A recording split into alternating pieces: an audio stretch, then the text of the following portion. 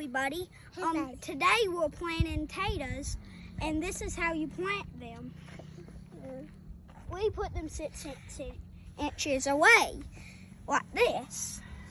It's about the size of my mama's hand.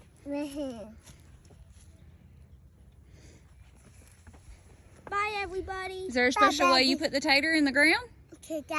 You just lay it down. With the cut side down? With the cut side down. So that the eyes can look up, right? White, Mama. Is that white? It's okay. So you want the eyes looking at the sky, tell them. You want the eyes looking at the sky.